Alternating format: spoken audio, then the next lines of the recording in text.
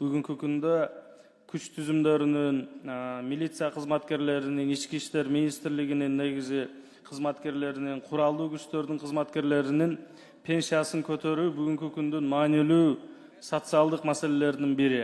Себеби тартип сакчылары мамлекеттин коопсуздугун, жарандардын тынчтыгын камсыз кылуу үчүн күнү түнү кызмат өтөшөт. Алар майрам, дем алыш дебей иштеп, өз өмүрүн тобокелге салып, элдин коопсуздугун коргоп келет.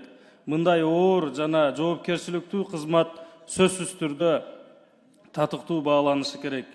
Тилекке каршы көп жыл кызмат өтөп, ардактуу эс алууга чыккан күч түзүмдөрүнүн, куралдуу күчтөрдүн, милиция кызматкерлеринин пенсиясы бүгүнкү жашоо шарттарына салыштырмалуу аз болуп калууда.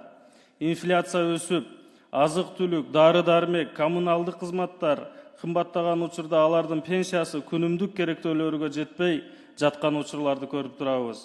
Бул маселени мамлекет сөзсүз көңүл борборуна алышы керек. Бул кызматкерлердин эмгеги бул кадимки эле жумуш эмес. Алар коопсуздукту, коомдук тартипти сактап, өзгөчө кырдаалдар болгон учурда биринчи болуп ошолор жардамга келишет. Кээде ден соолугунан ажырап, өмүрүн тобокелге салып кызмат кылып келгендигин өзүңүздөр билесиздер. Ошондуктан алардын пенсиясы жөнөкөй эсеп менен эмес, кызматтын оордугу жана тобокелдиги эске алынып эсептелиши керек. Пенсияны көтөрүү бул жөн гана социалдык жардам эмес. Бул мамлекеттин өз тартип сакчыларына, өз аскерлерине, куралдуу күчтөрүнө болгон урматы деп эсептеймин. Ошондуктан булардын пенсиясын кайра карап чыгууга мен чакырамын.